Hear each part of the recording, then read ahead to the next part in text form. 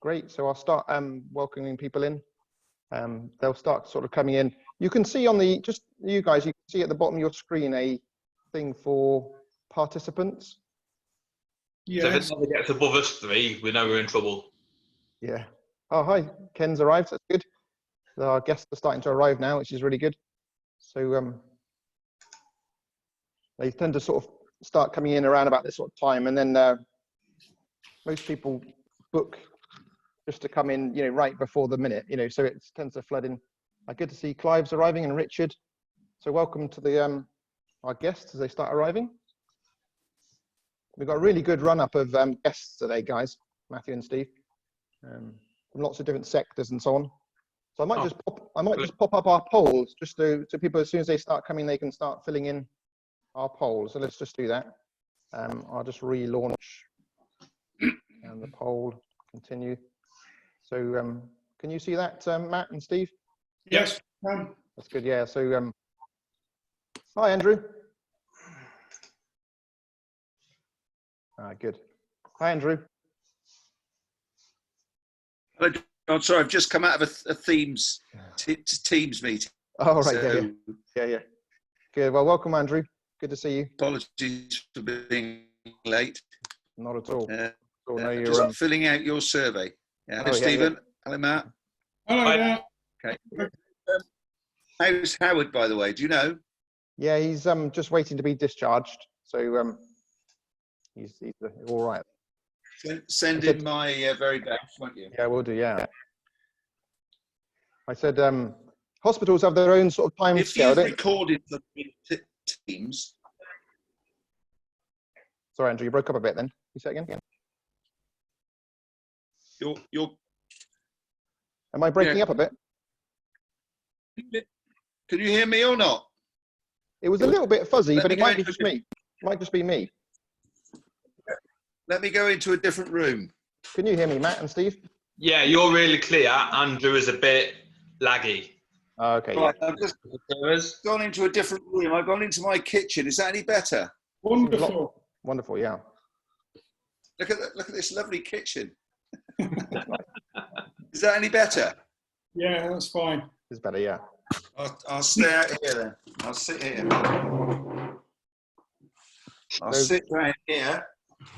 Just while Andrew gets comfortable, it's really good to see our guests arriving. So welcome to those who arrive. You should see a poll, folks. If you want to fill that in, that'd be really good, just to get a feel for who we got here today. Andrew, you'll do your usual introduction, I hope, as always. Yeah, I will. Yeah, I will. I'll do my general introduction. Who's speaking first, guys? They've been fighting over that this morning. I think I've lost that fight, and it's me. So I'll introduce you then, Matt. Shall I? Do you like to be called Matt or Matthew? Matt's fine by me, mate. Okay, lovely. Okay. And do I just introduce you from Moulton College? Yeah, we've got a PowerPoint slide to go through very briefly, a little video, okay. And then Steve will do more talking then. Thanks. Okay. So I don't need to say too much then, because you'll do your own introduction in effect. Yeah. Yeah. Okay, that's fine. That's fine. Yeah, it's about 1 minute to go. We tend to start just after the hour, don't we, Andrew? How many are we expecting today, John? Any idea? There's about 34 registered. 3 dozen. Okay, that's good. Yeah, so it's good. Yeah, a real range as well. That's why I put the poll up, just to get a feel for who's here. You know. Okay. A good mixture of HE, FE, and trade organisations. Yeah, I'm looking through the list. We've got colleagues from all the associations, so that's good. Brilliant. Yeah, that's good. What is the time? Perhaps at the 12 o'clock now, isn't it? Yeah, no, I think we'll make a beginning very soon. And perhaps, Andrew, you're mentioning about any other events this week? I will. Yeah, I will. Yeah. Yeah. Hang on. There's a Carrie Smith wishing good luck to all the panelists. Yeah. Is she with you, Matt? She is. She's with the college, yeah. Okay. I wonder whether Mark might sign in. Mark Wakeford. Okay, yeah. Governor. He might do. Yeah. So we've got so far 11 people have answered the poll. So some people may have difficulties signing in if they're calling in or whatever, but so probably a third are from further education, another 25% from contracting backgrounds, and then about another quarter who other.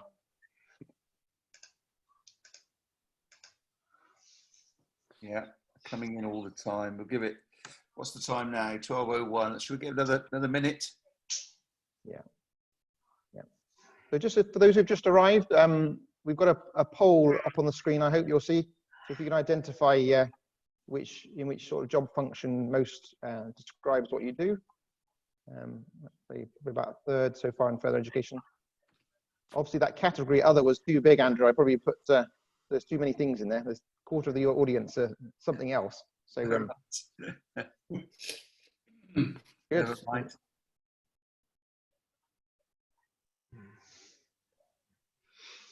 Shall we make a start? Yeah. Yeah. So we are expecting about another dozen people, ladies and gents, but as you're now with us and it's 2 minutes past midday, we'll make a start. I'd like to welcome you to our Tuesday webinar. We've now got into this regular run of midday webinars on a Tuesday and a Friday. We started these before Easter, but since Easter we've pooled resources. So Constructing Excellence Southwest, Constructing Excellence in the Midlands, Constructing Excellence Wales, joined forces with the Housing Forum and the Structural Timber Association. And collectively, we're bringing you these webinars on a Tuesday and a Friday. Originally, it started with coronavirus topics, but we have widened it now.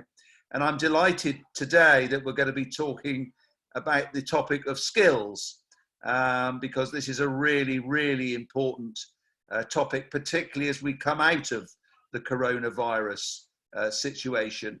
I think we're all going to need skills. We're going to need adaptable new skills and so on. So I'm going to thank John for hosting us today. I'm going to wish his colleague Howard all the very best, who I know is now recuperating from an operation yesterday. So I wish him all the best. But in particular today, I'd like to welcome Matt and Steve from Moulton College. And without further ado, I'm going to hand over to you, Matt, to give a bit of an introduction. Away we go. Thank you, Andrew. Nice to see you all here today. So we've got a little PowerPoint presentation we want to share.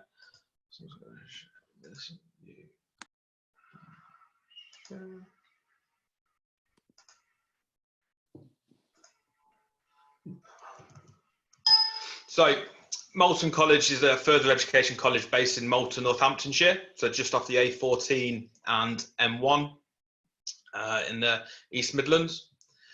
We have 509 hectares with 3 main campuses at Moulton and 1 at Higham Ferris, which is in Wellingborough. Our construction provision is based at our Holcott campus and Higham campus, so we run all different provision there. Our construction courses are offered at level 1 to 7, so right at the entry level, going up to higher degrees and diplomas. And Moulton can also offer accommodation for over 300 students. I'm Matthew Prowse, I'm the head of construction. I am in charge of all the FE construction at Moulton College. I started in December 2018 and worked there as the head of construction since then. And then Steve Thompson, my co-host, is the head of apprenticeships and employer engagement at Moulton College. We have got a short video to showcase our facilities. Just want to show you that. Stop sharing. And,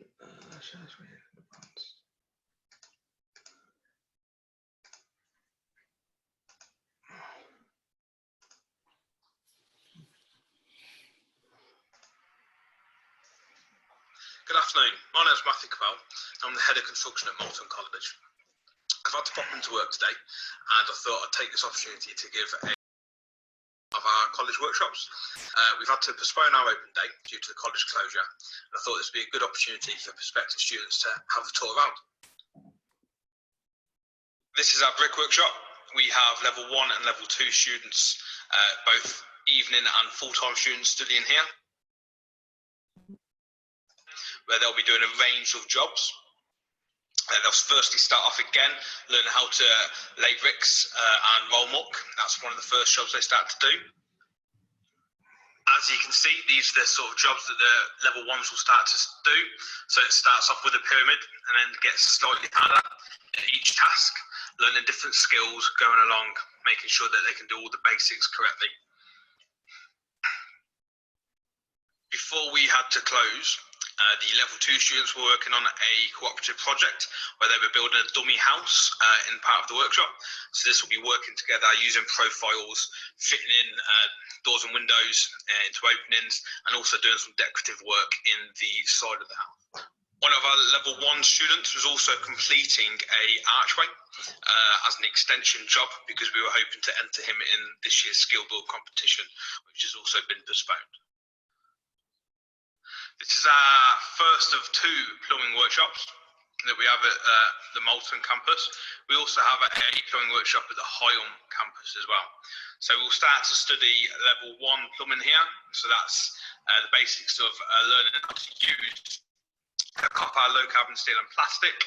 And then moving into level 2, you'll start to learn how to fit bathrooms and hot water cylinders. And then going into level 3, you have some more theory side course where you will be doing more theory-based elements like design elements of central heating systems at people's houses. This is our carpentry workshop. We have a level 1 carpentry and joinery, level 2 site carpentry, and level 3 site carpentry. In level 1, we'll start off doing small hand joints. These are to develop the hand skills that are required to be a carpenter, so learning how to saw, stray, chisel, and plane. In level 2, we put on trusses, do floor joisting, move into stud work, door linings, fitting locks in doors, hanging doors, guttering, boxing in, and kitchen worktops and kitchen units, and also skirting and architrave assembly.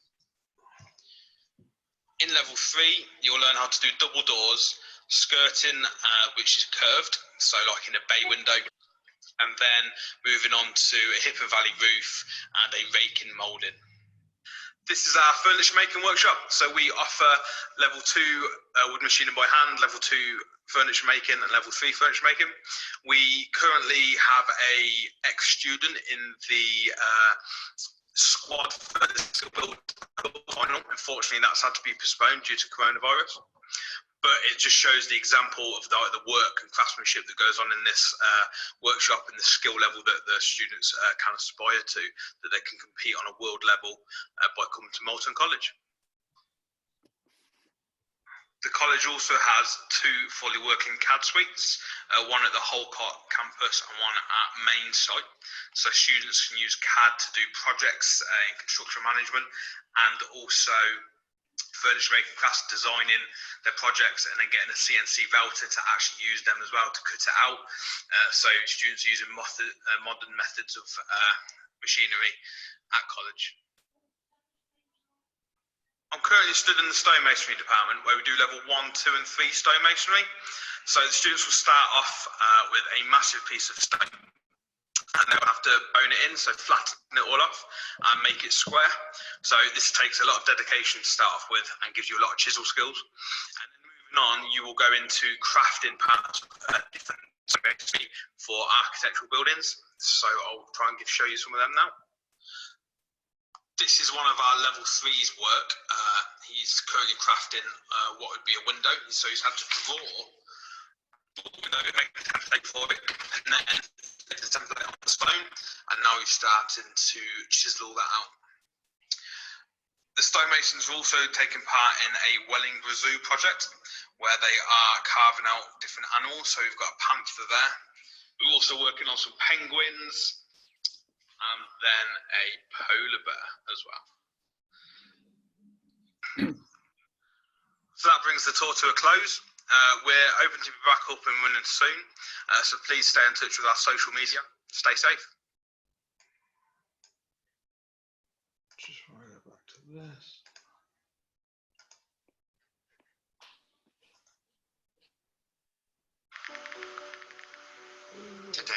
information is more exposed than ever.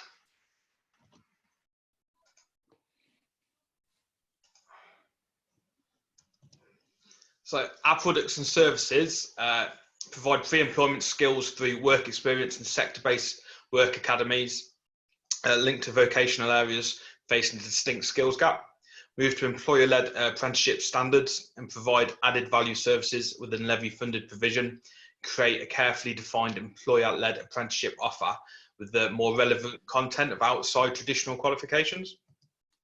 And then Steve's going to go into any questions for us now. Yeah. Okay, thanks, Matt. Am I on? Yeah, I can hear you, Steve. Thank you. Okay, lovely. I can presume everyone else does. So, yeah, thanks for that, Matt. As you can see, we've got excellent facilities at Moulton. We're in the middle of beautiful Northamptonshire countryside, and I think it's really important as well that we explain really that we're not like a normal further education college. We do listen to people's needs, and then we try and craft or attempt to craft a training plan or training agreement or training around exactly what your business requires. And I think that's really in essence that we can probably tailor for almost anything regarding construction. As Matt says, we deal from levels 1 to level 7. It's not all about apprenticeships, because I think I'm an advocate of apprenticeships. I was an apprentice myself. I think sometimes a square peg doesn't fit in a round hole. And we really do welcome the view of employers as well, because I think it's really important how we craft our curriculum for going forward, as well as the apprenticeship and pre-apprenticeship offers. And on the back of that, has anyone got any questions? So perhaps I can, Steve, can I kick off with the questions? Yeah, of course you can. That's right, yeah. And I'll just also say, just for the benefit of those who, the first time they've been on one of these calls, there is there's two ways of asking questions. You can either use the Q&A button. You should see on the bottom of your screens, there's a sort of Q&A button. So feel free to add a question in there as we're going along. It's really good to see such a range of in our audience today. So I'm sure there'll be questions, and perhaps the panel, but also just wider around the topic of construction skills training. So questions or even comments, it'd be great to hear those from the room. I'll just quickly also share with you the poll that we had, guys, of who's here today, just for the benefit of everybody here. I think this should come up on the screen. I don't know, can you see that, Matt and Steve? Yeah. Yeah. So, and all our amazing audience. So there's a good range of people here. So it'd be really good to see some questions coming from the room. I know I've got some questions up my sleeve. So feel free to use that or the chat pane.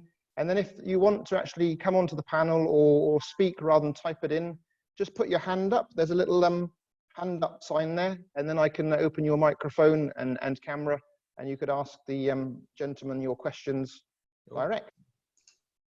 So we've already got one question coming in, gentlemen, from Claire. I'll read them out as well, because we've also got people listening in. Great to have people listening in or just dialing in through the phone. So we've got an excellent question here from Claire, which says, how have you adapted to addressing more modular off-site approach? So over to you. Okay. Do you want me to answer that, Matt? Yeah, if you want to start, I can chip in if you don't cover anything. All right. If we're absolutely honest with you, Claire, we haven't. And that's what you'll get from me and Matt is the truth. We're both advocates of MMC. But unfortunately, we are guided at the moment by awarding bodies, and awarding bodies won't let us run with those sort of courses because it doesn't warrant the income. I know that sounds like cap in hand, but unfortunately, we're a business and we have to run courses that are A, make money or just about wash the face, and B, we have to go on demand. I'm a massive advocate of MMC. I spent 2 years up and down the country trying to get away a couple of products. And if I'm honest with you, we will look at that very closely on the back of COVID-19, because I think the sort of market will suffer massively on the back of this because of production. There's a distinct lack of materials now because production is shut down. I don't need to tell you guys, I've just seen nearly 30% of you are contracted. I'm an ex-contractor, so I can feel for you straight away. I think it's something that we're looking at and something we'll develop in the future, Claire. And I know that's a very washy answer, but I'm being dead honest with you. We will get on the MMC as soon as we can. I mean, just to elaborate on that, it's a, you know, dare I say this, it's a semi-skilled operative. At the moment, we train skilled operatives that come out with a qualification. And again, we need to be led by employers. If there's a demand for modular construction, that's what we need to look at, because that's the only way we can shape the curriculum with guys who are advocates of MMC and like-minded products, all methods. I hope that answers your question. So certainly if it doesn't, feel free to chip in. I can remind people if they want to ask a question themselves, put your hand up, or we've got another question here from Roland. Say if you want to ask these live, that's also creates quite a fun environment when people say it themselves, but I'll read Roland's question now. So here it goes. Does your carpentry offer include different methods of construction, such as SIPs, CLT timber frame, as common forms of construction, or masonry with thin mortar, large modular, etc.? Perhaps one for you, Steve.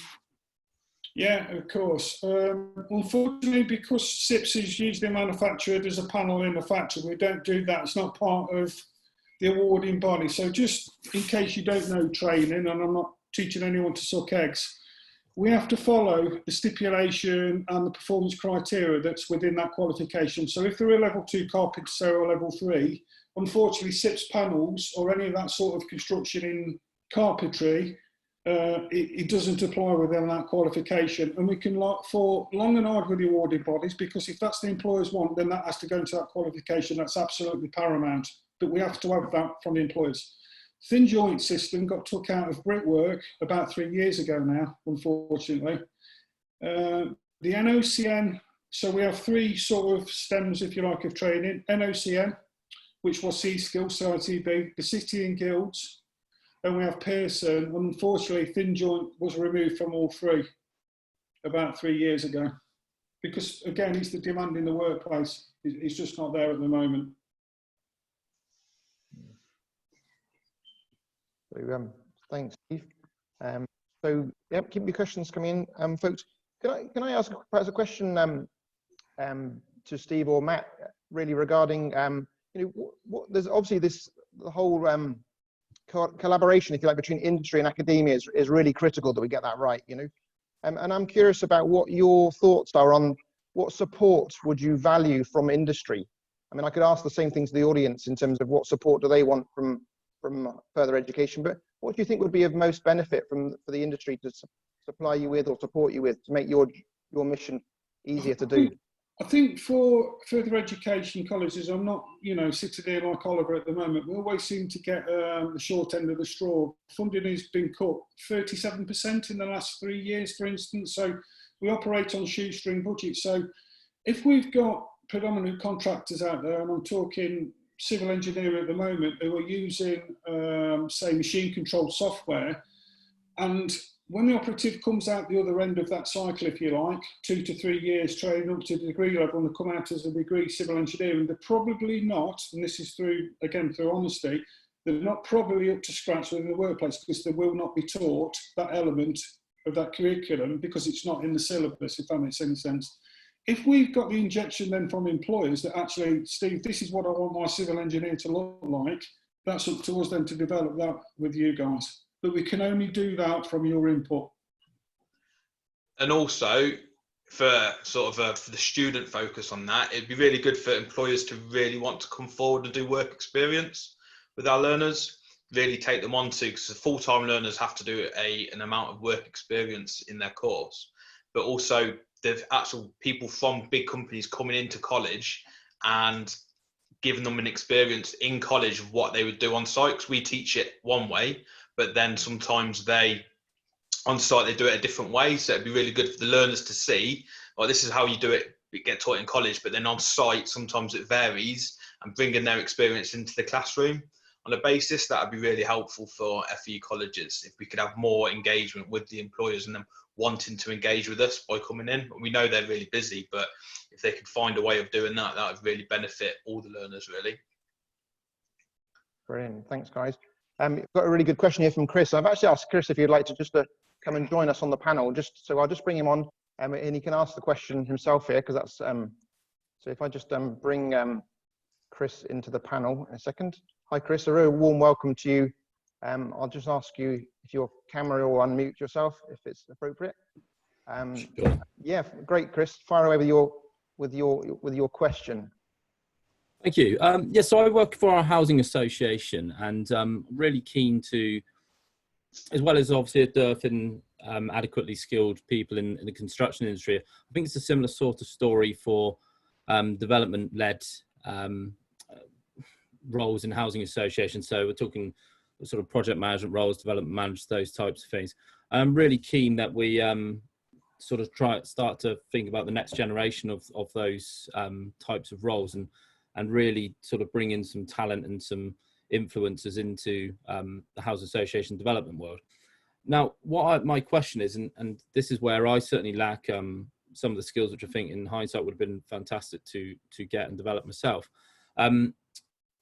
Now, everything you described in that sort of video walkthrough is really helpful in understanding the sorts of things that students would become involved in, and actually some practical sort of on-site and trade skills would actually be a great help to people who are then ultimately involved in sort of making decisions about contracts, about on-site inspections, all those types of things. So very long-winded way of asking you a simple question.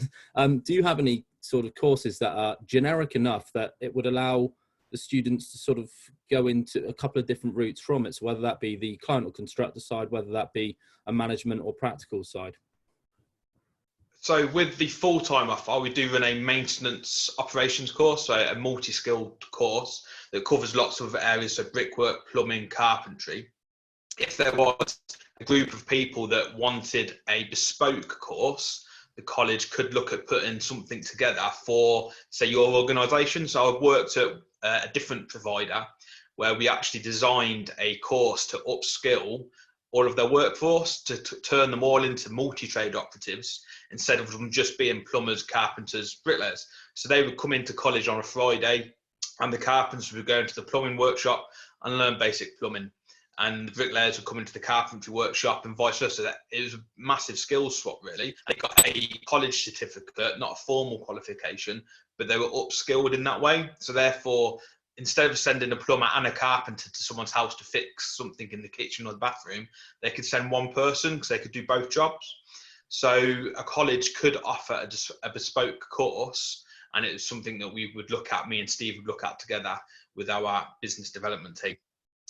And then obviously the planning side of people, for all the people coming in, it would give them a really good option for them to see how long it takes to do something. Because I'm sure probably when I was working with this organisation, the planners would say, well, it will take you 2 hours to do that. But actually, because they don't quite always know what's involved in getting out something from the kitchen or the bathroom, they don't always give enough time. So it'd be good for them to look at doing something like that, real life situations, to give them more, so they can go, right, actually that's going to take 3 hours because it's like this. So we can look at doing something like that. Don't know if Steve wants to add any more to that. Yeah, I think, yeah, it's a real good question, Chris. And again, I'm quite close to the housing associations as well, because when I was trying to approach the MMC, social landlords, social housing, they'd got the land, but they couldn't afford to build on it. So we were looking at an avenue then for tenants, if you like, to be upskilled and then build their own house, and everyone becomes more socially responsible. But I think the role of housing associations now, because you are now a developer, you need them internal skills with your existing stuff, if you like, or stuff that you bring in on brand new. So, like Matt said, we do the PMO apprenticeship as well, which is a property maintenance operative, which is a really good all-rounded qualification for your repairs and maintenance if you've not outsourced that, through the DLO. And then we do a level 3 BTEC, which is the foundation really for construction management. And then we do level 4, 5 and 6. So we do HNC in old money, HNC, HND, and then we do an 18-month top up. So really, Chris, we can tailor for all of that. And I think it's really important to listen to guys like yourself, because dare I say, in housing, they don't class you as like tier 1 or tier 2 contractors, but you have to abide to exactly the same rule in the CDMs. And we need to sort of embrace it really with you guys, because it's a big thing now with social housing, because you've got the land.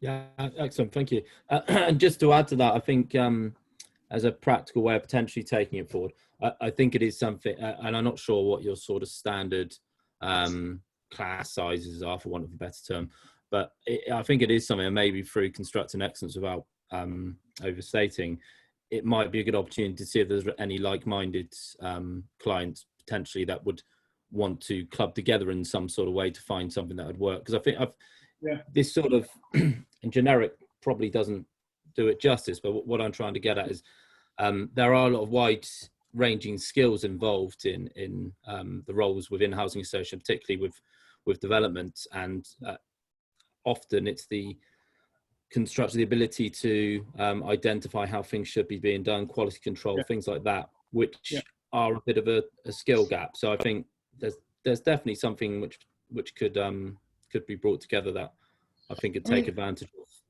I think that's a really good exercise, Chris. If you send that out through the forums, you can see what the demand is, because I think what's really important, and always class this, and again, I'll talk to, I'll speak like a bricklayer does, because that was my origin. Qualification, we can always add the rib cage to it. So as soon, we've got that formal route of a qualification, we can then tailor that delivery or that qualification to exactly what you guys require. And that's really important to remember. When the qualification, if we started to deliver everything, then FE colleges won't be very good at anything. So, we have to look at the client and exactly what you want and what we can do, adapt to tailor your exact needs. It's really important. I think FE colleges in the past have come, this is Moulton College, this is what we offer, how does it fit around your business? It's flipped, it's completely flipped. We have to listen to you, then we have to be honest, we can either deliver that or we can't. You can only do that through a conversation, Chris. Great. Excellent, thank you, Beth. Thanks, Chris. I'll put you back into the room with our delegates. I think there's another question. I think maybe Charlotte's got a question, but before we do that, Andrew Carpenter has got a question, and perhaps he can pick up one of those points you raised, Chris, in terms of what constructing excellence do in this space. So what I'll do is I'll just bring Andrew onto the panel. I'll move you back if that's okay, and bring in Andrew, because I think Andrew's got a question both for you guys and also for get him back here. Andrew is always good to have on the panel. So I'll just move you, Andrew, and if you could pick up the point that Chris raised, and also cover your question at the same time, that'd be great. Okay, thank you, John. Well, first, my question, gents.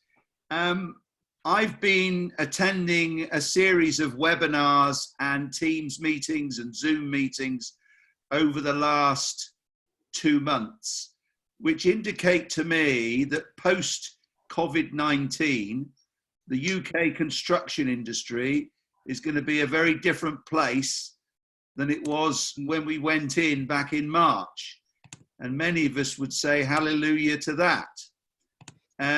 What I'm asking about is whether the education sector can be agile enough to deal with the pace of change that I think is going to be necessary.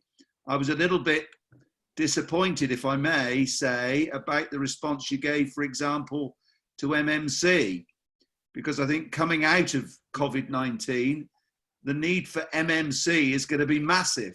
One speaker a week ago today in this webinar said that from his point of view, traditional construction was now obsolete. So if that's the case, is the education sector agile enough to deal with the changes? That's my question. And then in a minute, I'll talk about what we could do to help with CE. Thanks, Andrew. And also, we have got quite a lot of people from the education sector in the call. So it does feel like you've put Steve and Matthew into the hot seat. I have. But I think it's very much, and that's quite deliberate. I mean, you're among friends, guys, here, because this is, if we don't hang together, we'll hang one by one. You know, there's a very big clever world out there. Well, I was going to come back with a part solution after this, but I thought I'd ask the question first. But if there's anyone else in the house that wants to give me a response, I'd love to hear from them, because Yeah, no, you know, the opportunity of a lifetime has to be grasped in the lifetime of the opportunity, is a famous saying that I frequently use. And if COVID-19 isn't that opportunity, I don't know what is. no. So there's an invitation there for anyone else who's in education to join these guys and get roasted by Andrew. No, and rightly so. So but who wants to pick that one up first then? Matt, I can go first with my experience so far since COVID-19. I manage around 20 full-time construction staff that are used to working in a workshop. They're used to being hands-on with the learners all the time, and they've had to turn to a digital approach at the minute, and they've really embraced it. I've got one member of staff, he's 70 years old, and he's by far one of the best people on Teams. They've all embraced the new technology.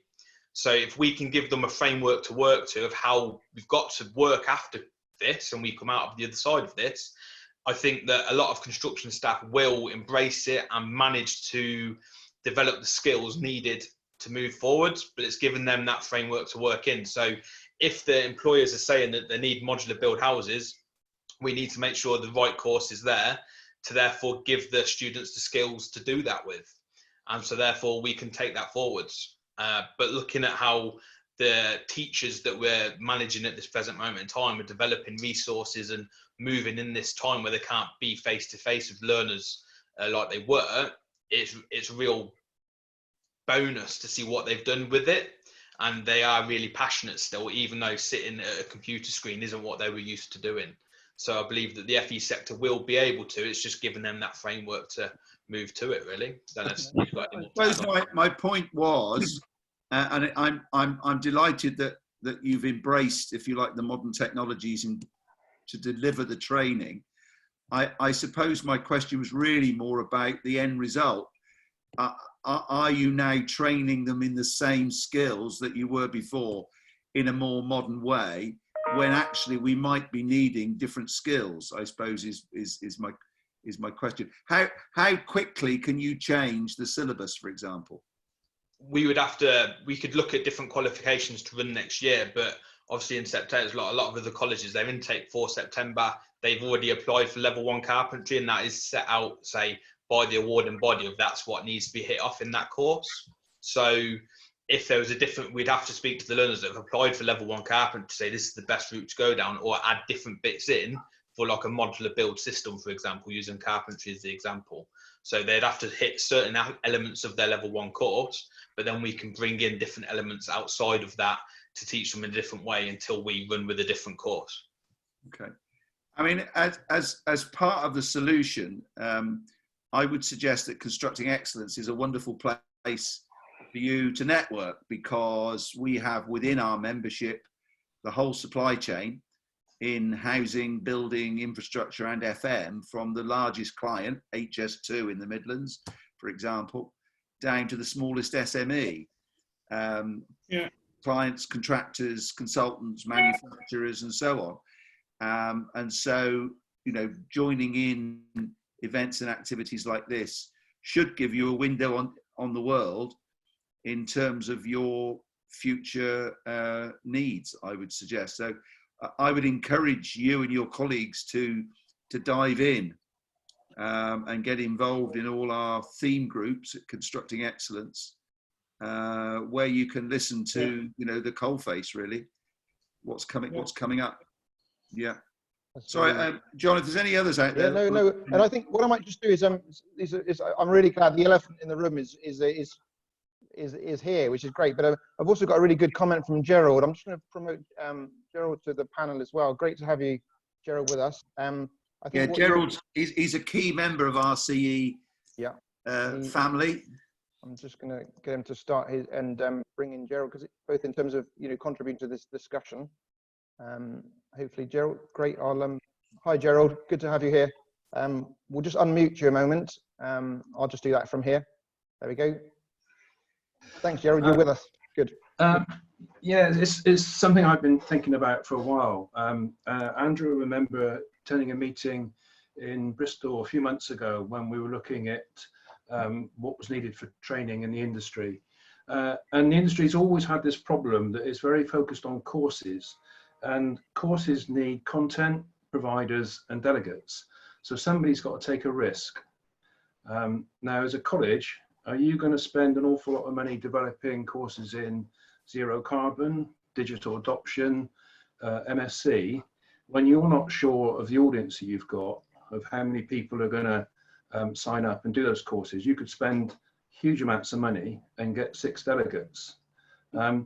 So is it time to think about a new model when we're talking about a new method or emerging method? Instead of funding being available for somebody to attend the course, if the industry somehow, and there's lots of bodies out there, funded the creation of the content, which took that risk away from you. Now, you might not agree with the content, it might not be what you want, but if we had some content, and then we looked at how is that distributed to the industry, some of it's going to be a course, but let's get the demand. So it could be webinars, it could be a podcast from Construction Excellence, it could be information to use at toolbox talks or in-house training. It doesn't have to be this very rigid idea that we've got, everything has to be a course. You have to have, you know, a qualification, a certification, a package of material, providers, content. And when it's a new subject, that is quite tough.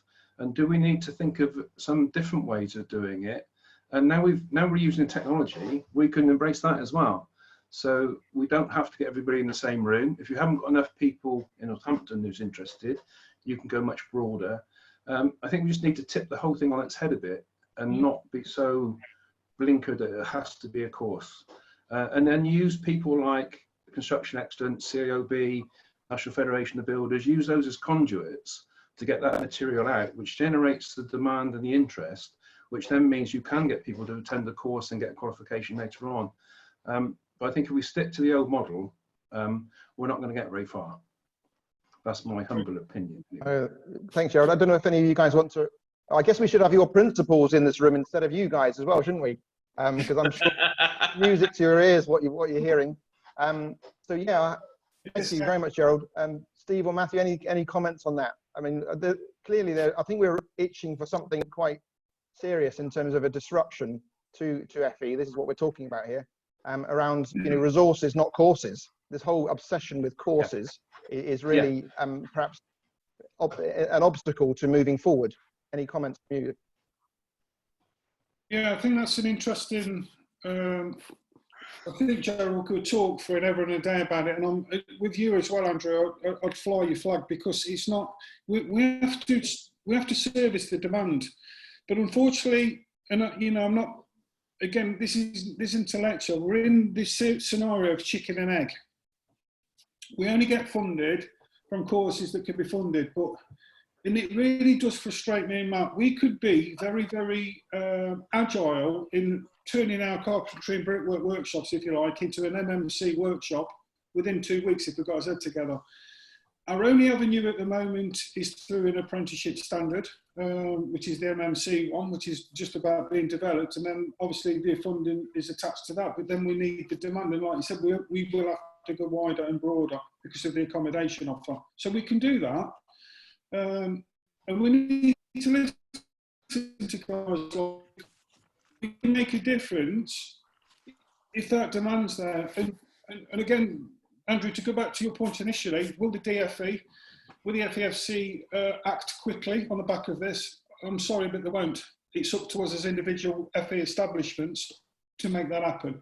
But we can only make that happen if there's some form of funding attached to it. And I know it's ridiculous, but that's the world we're in.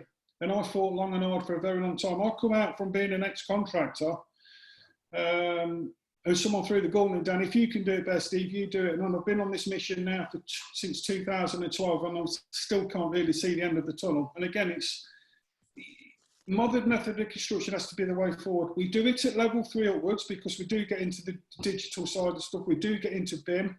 We have got BIM software, but we don't do it at grassroots. We don't do it. I come from the timber frame sector. That's my daytime job. And one of my colleagues and board members at the STA, Richard Baldwin, has just pointed out on the chat column that NVQ, SVQ level 2 in timber frame installation and erection is actually already available. It is, yeah. For colleges. And the thing is, we're experiencing a huge increase in the take-up of timber frame because of the net zero carbon agenda, for one, and because of the increase in MMC, for two. So, you know, we have got some courses available, and we would encourage more colleges like yourself to pick that up. We'd be absolutely, we'd be absolutely love to do that. We really would, and we, you know, and again, we can only drive the demand up through these forums, like you said, and we will offer that. I can probably say immediately once we've got the demand, and it sounds like there's the demand, so we can offer it. But why wouldn't we? Great. Well, thanks. That's discussion, like you say, we could talk for quite a while about that. Andrew, are you happy for us to pick up some other questions, if that's okay? So I'll probably move Andrew and Gerald. Any more comments from you or Andrew before we move on to the other? I'm happy to be pushed to one side now, John. Bring the others. No, that's good. No, but really good, and I think to be continued, I think, on that. So I'll just move you guys back into the room, if that's all right, Gerald. Thank you very much for your contributions there. Also, we've got a comment from Roland about that, Roland Smith, on the same topic, where he just says, you know, is this suggesting that the current education system of qualifications is not agile enough to meet the demands of industry, perhaps not only in construction? So it's a bit of a comment, but also perhaps a question there. Steve, in terms of picking up what Andrew said, how quickly can you turn things around? Is there the agility in the qualification system, if you like? Sounds like there is in your system, but perhaps, you know, wider, is there an agile enough qualification system? Maybe that's NOC, City and Guilds who need to be here. Exactly. In the qualification, in general, if you look at awarding bodies, that's quite a big drawn out process, and it has to be underwritten, proof checked, and then it's away. People like the City Guilds now only run courses, if you like, if there's that demand. So again, we're back to chicken and egg. I think the trick is here that we can deliver the spine of a course, if you like, that we can adapt that delivery to exactly what the client requires. I think that's the trick, because otherwise it's too long drawn out. The other avenue, of course, is the apprenticeship route, where, and I think I can quite safely say now, they made that the most complicated thing known to mankind regarding the levy, and the sort of drop off now with apprenticeship uptake. I think it's very confusing. I've sort of become a master at it and navigated around it, and then help contractors, if you like, and companies try and navigate the way through the levy. But as long as we've got that sort of spine of a course, we can adapt anything to exactly what the client wants within reason. We can't do underwater basket weaving or such things like that, but as long as we've got some format of the right lines. MMC, for instance, would be really quite quickly to get away, like Andrew alluded to. We can do the MVQ route, but we really need that away, so it's some sort of substantial course going forward, because it's a multi-skilled operative, if you like, in all forms. You say, whether it's metal frame or timber frame, it's all, you know, to do with the concrete foundation. And always used to use the terminology, we're looking at an engineering practice on a construction site, so the disciplines are different. So again, it's all about the skills and behaviour of that trainee, if you like, going forward. Yeah.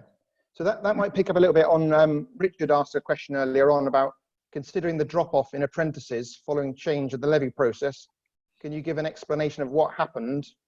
Also, how can employers make best use of the current process? So I know you touched on that a little bit. You know, what happened, just very quickly, and if you sum it up in just an explanation that my golden retriever could understand, Steve.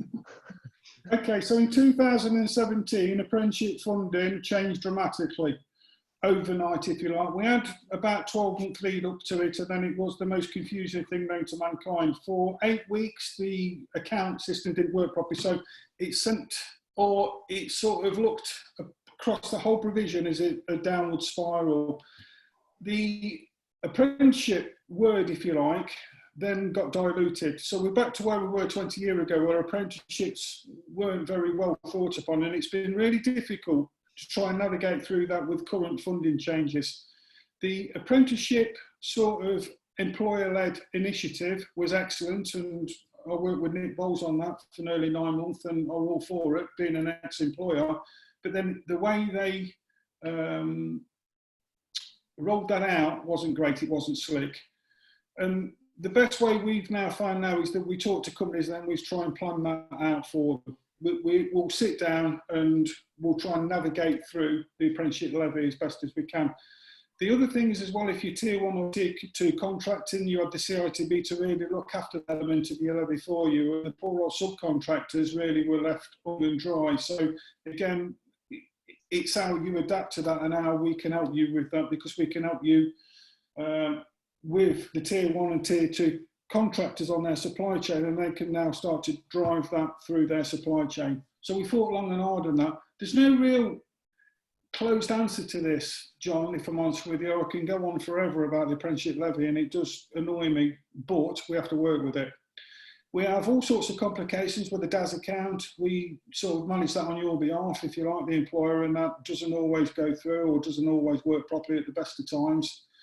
And we just manage with it. The apprenticeship standards, if you like, was a good idea, which is employer-led, but those that have you sat on Trailblazers, you know, it's 2 sheets of A4 in size 12 font. We have to get it through the biz. It comes back. We don't really like what it looks like, or the DFE don't look like what it looks like. And then when you start off something that's awarded quite high in value, it comes back to more or less as it was. I hope that answers. Yeah, no, that's great.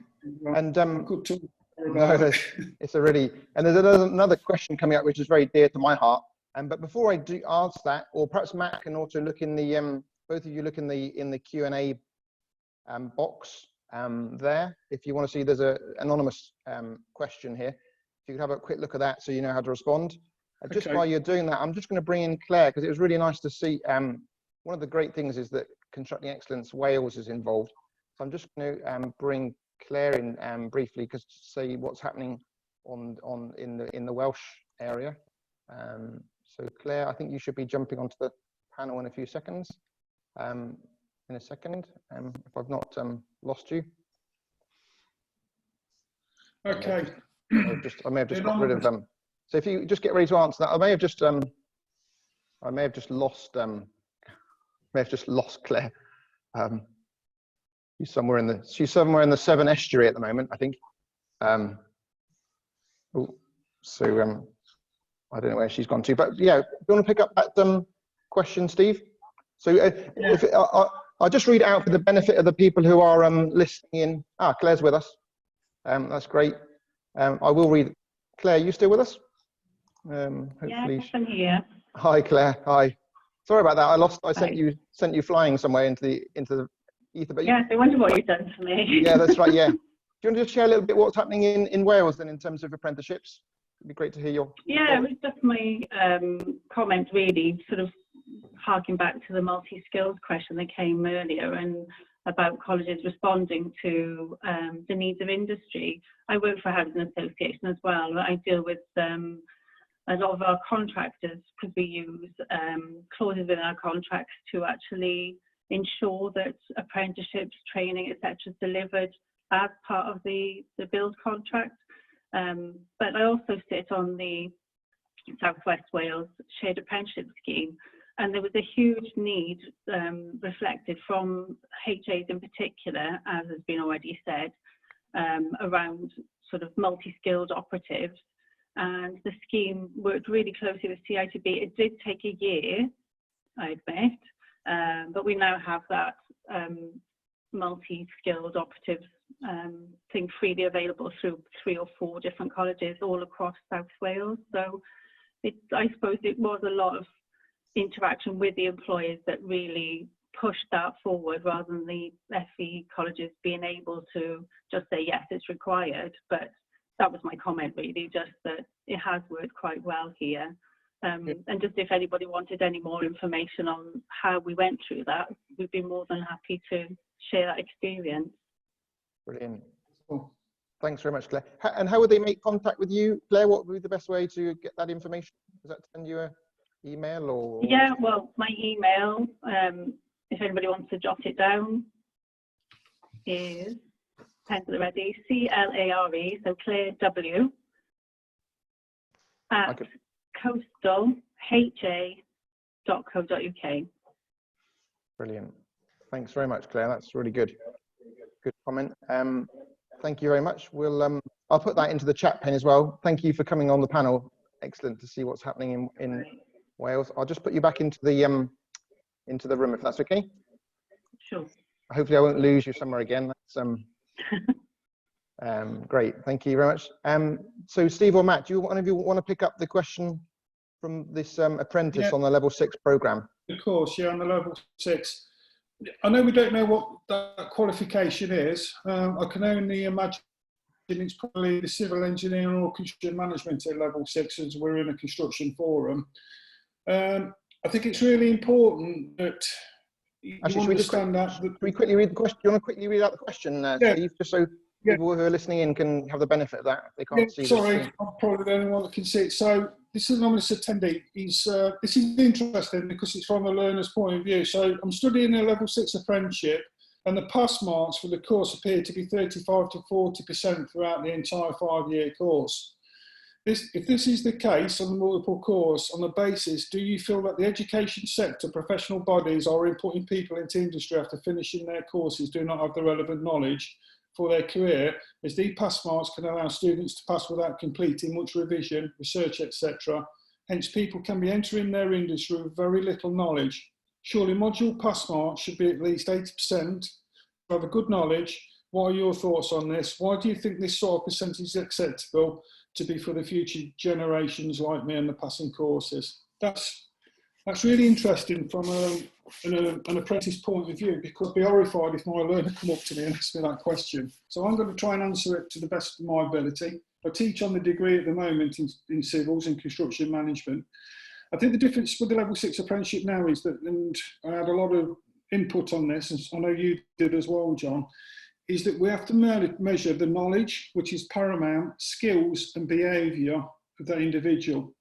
The knowledge element is, if you like, the stand-up lecturing, like you would on a degree. The knowledge we test through all sorts of manners, and that probably comes from the workplace, because the whole idea is that we keep in very close contact with your employer to test that knowledge throughout the duration, especially 5 years, and then we build you up to the endpoint assessment. So we sign off at Gateway, so yourself, the apprentice if you like, the training provider and the employer are all happy that you're going to go through the endpoint assessment. We sign the Gateway declaration and off you go to be tested. At any point of that journey, when we're leading towards Gateway and you feel as an individual that you're not quite there, it's up to the training provider then and the employer. We have to put the emphasis back onto the employer as well. It's not just the training provider that we need to further develop your skills. You have to feel comfortable before you get tested. It really, I can't make that any more relevant really. And this should really be picked up, and it should, it'd be interesting to know how long you've been on that course. And 35 to 40%, to be fair, is quite low. I don't know where that sort of percentages come from. It's either pass or fail, and you either get pass, merit or distinction now. That's how we grade at that level. I hope that answers your question. I feel for you if you feel like that at the moment. And I'm hoping if you want to email me probably anything further, then that's not a problem. Great. Thanks, Steve. Yeah, really good, honest on that. No, I think that's, and if it's not answered the person's question, then they can, like you say, I can put your email perhaps into the chat box after this, because I think it's a great question. I think there's a whole series of quality issues around there, isn't there? When we have what actually are we talking about in pass rate? Yeah. I'm working quite a bit in the oil and gas sector, and also safety critical sectors, nuclear. Where it's 1 or 0, you either can do something or you can't. Yeah. And I think when we look at those percentages, we need to be really careful what's actually sitting behind those to actually see what are the learning outcomes. Is it a pass fail kind of thing, or not, or there is a potential though, isn't there, for quality issues to be had if there's some real safety critical or quality critical learning outcomes that have not been met. Absolutely. Good. So we've only got just a few minutes left. So thank you everyone for all your questions. I don't know if there's anyone who's got more questions. Feel free to put them into the Q&A button, or raise your hand and ask these guys while they're online. It's fantastic that they're open, answering these questions very candidly, which is all you expect that from good, honest tradespeople. Really good. Matt, you've been very quiet for the last few minutes. I know you're enjoying the quiet over there. Any last that was sort of, definitely a Steve question, that one. yeah. That was definitely a Steve question, that one. You So teach on that course. Well, here's a question for you then. Your title of your session today was about the futures is bright. So I sense there was a bit of optimism by either you or your marketing team for the future. What's your sense in terms of the going forward? In 5 years' time, what do you think is going to be happening in FE sector? Oh, well, I'm hoping that after obviously this the situation we're in, we can push on and change it, and we can develop it so we are more employer focused and can meet the needs of employers more easily than the constraints that we're in at the minute. It'd be really good. So if an employer came to us and said, we need to do this, within a couple of weeks, we could say, right, give us 20 learners. We'll do that with you over a 6-week course, instead of having to wait for, right, okay, you'll have to start in September with this cohort of learners or something like that, or you have to do it on this course. It'd be much more beneficial to, I think, everybody, that employers get more input on what they want to deliver, and then therefore we can react to that without having to be tied by the constraints of the funding, that, well, you have to do this course set by Sitting Guilds or this course set by end-to-end. And then obviously when they say you've got to do that course, you need numbers on it to make the course viable, because obviously you're paying staff, building, everything like that, and it means that you have to have a certain amount of numbers on a course to make it viable. And that's what I think some people might not always be great to do every different course that we can, but we have to make sure the courses that we are running are viable. Otherwise we'd be not breaking even on the courses even. So that's how we need to make sure we're running on that. So it sounds like there's a real opportunity in the future for much greater collaboration. To be agile, you need the right people in the room at the right time, having the right conversation, and then you are fleet of foot and you can make things happen. And we've experienced that through this whole COVID period of time. Incredible what's happened in a very short space of time in terms of things that get built, whether it's hospitals or courses or whatever. So the British industry can operate quickly, and you're in the right place to do that. So great. Well, I'm just going to I would like to thank you on behalf of Construct the Excellence, Southwest and of Wales and of the Housing Forum, and also Midlands, guys, for your presentation and your question and answer time. I'm sure there may be more questions, but people have got your contact details. They can contact you. There'll be a recording of this made available. But I want to thank you for what you brought today, and for willing to come on the air like this. That shows great courage. And it's been another very good, what I call a conversation that matters, which is what this is all about. So all that remains to do is to, before our guests disappear, I'll just put into the chat pane as well 2 more events that are happening this week. One is a bit of a social, actually. Andrew's very keen on making sure we keep the mood a little bit lighter. So there's an event by, we've got a visit from a comedian, Donald Trump, on Wednesday, tomorrow night at 8 o'clock. So that promises to be a very entertaining event if that's your thing. And then there's also another event on Friday, which is another one of these in the series of events, and that's, I'll also put the thing into that into the chat pane, and that's by I'll just put that in now. Another event which happens this coming Friday, I think it's this one here. So 2 events on the chat pane, which we hope people would like to come to. So thanks again, everybody, and thanks to all our amazing attendees for staying with us and being here. I hope you found it useful, and look forward to see you again at one of these events in the future. So have a really good rest of the day, and all the best for the in the coming days as we try and navigate our way together through this period, and let it sort of bring the best out in us. So thanks again. Yes, thank you very much. Yeah, thank you. Thank you, everybody. Thanks, guys.